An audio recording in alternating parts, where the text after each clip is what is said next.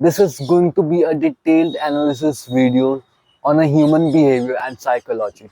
I would be teaching you the lessons that we can learn from Ramayana. Before proceeding in this video, I would like to address another topic about Ramayana. We all know that Shri Ram ji was the avatar of Lord Vishnu, and everybody knows that.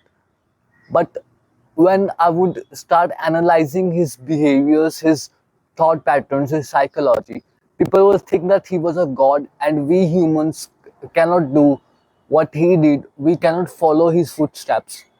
But I would like to argue, because Shri Ram ji was the avatar of Lord Vishnu and he was in the human form. He was a human being. He didn't have any supernatural powers. So he was a human being like all of us, but he had some qualities that he have developed in himself by learning, by taking teachings from his gurus. So he was a human being, but he was avatar of Lord Vishnu. So keep in the mind that he came on this world to teach us the lessons. He came here to teach us the lessons which we needed. And if we are not learning from his lessons, his Ramayana, his story, then what's the point of him coming on this planet?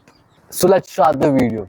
The first time we see the stoic nature of Shri Ram, we see his internal calmness when Dashrata, his father, gave him the exile for 14 years. I mean, think about it. If it was a normal person, he would be shocked by that thing. For 14 years, he was sent to exile. And the emotional instability that would bring to a normal person would be very detrimental for him.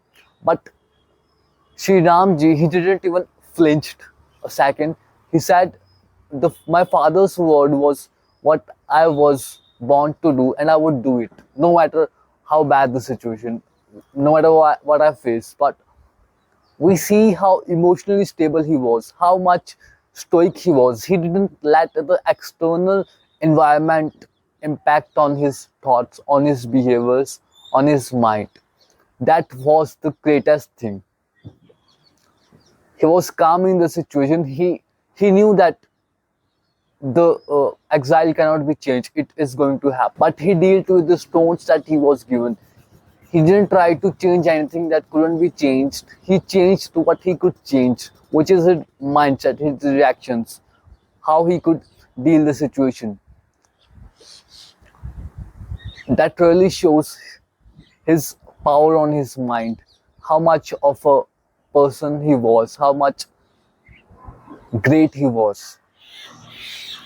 Now we humans, we need to remember one thing, that every external circumstance cannot impact us mentally. We give power to our circumstances, we give things the power. Nothing has the power to break you, nothing has the power to destroy your mental health. It's what you give the power to. Now the second time we really saw the internal calmness of Shri Ram ji was when Ravan kidnapped Sita Mataji.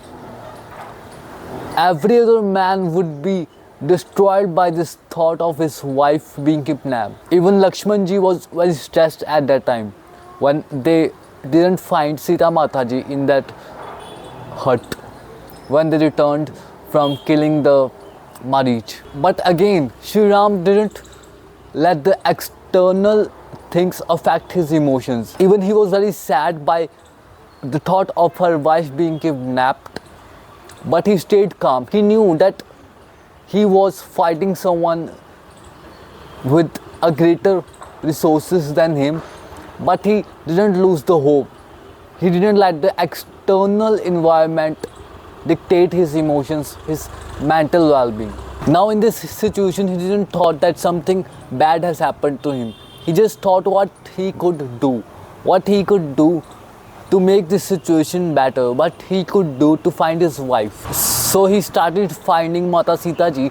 Then he found the Jatayu whose wings were cut by Ravan because he was trying to rescue Sita Mataji. So he didn't thought about the bigger picture. He thought the small steps, the first step he needs to take to bring his wife back with respect.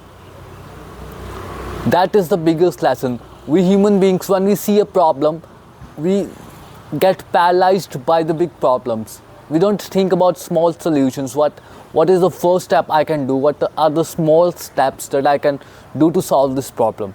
Because small steps would lead to bigger solution. If Shri Ram ji didn't took small steps to free Sita Mataji from Ravan, then it would be very difficult for him to fight Ravan.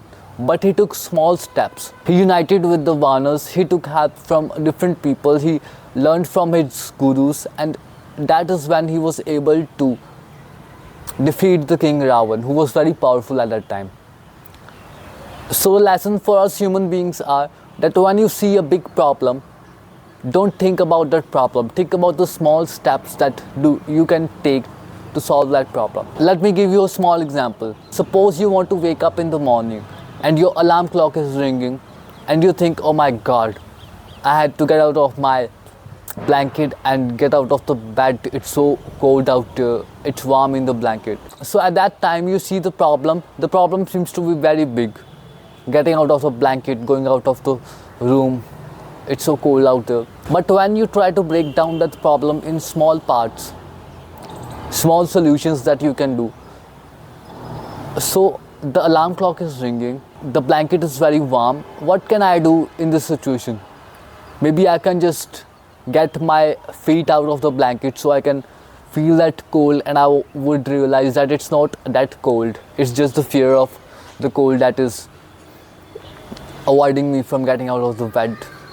Maybe I could just get my hands out. Maybe I could just throw the blanket away in a second. You can do small steps, and when you start doing these small steps, you would realize that you have already solved the problem. So small steps will lead to solve the bigger problems of the life. Another incident from Ramayan that really changed my beliefs, my mindset, was the incident where Lord Shri Ram ji built the bridge from stones. And why this incident really changed my perspective was Lord Shri Ram ji didn't thought that he was taking help from other Vanars. Lord Shri Ram ji wasn't arrogant at all. He was a very calm person. He had no arrogance in himself. He has no ego. Our ego wants us to be arrogant, but he remained with people. He didn't thought that I alone can build the whole bridge. I alone can do anything, but he take the help of his community, the people around him, and he made the bridge with the help of the people. The lesson what I have learned from this is that you need the help of people around you. You need to have a brotherhood. You need to have a community who are going to help you in your hard times, who are going to be the stones of your wall, who are going to help you make the bridge to summon your enemies. The lesson here for us human beings is that have the brothers around you, have your brothers around you in the war, have the people that you love around you, have a community, have people that are going to help you in the war, that are going to stand shoulder by shoulder you and going to help you. In the end, I would just say that we should all follow the footprints of Lord Ram ji, what he had done for his society, for the people around him, and we should all strive for the greatness and try to achieve good things and learn new lessons in our life and do great things. I hope this video doesn't contradict it with some people's spiritual beliefs. I just tried to break down the psychology, the belief systems of Lord Shri Ram ji. I respect him as a person, I respect him as a god, I respect him a lot, and I just want you guys to learn from his lessons from Ramayana, which story he has put on this world to teach us the lessons. And if someone got hurt from this video, I really apologize. I didn't want to hurt anyone's feeling, anyone's spiritual beliefs, and do let me know in the comment section how was the video, and should we continue this series in which I would be talking about other warriors and gods and peoples from the past history who have done great things. I really love the Ramayan. Ramayan has been the most spiritual text, the best story that we teach our kids, we teach everyone, and it is a very respectful story, and I really respect that. I just try to teach you all the lessons that I have extracted from it, and you can too extract the lessons.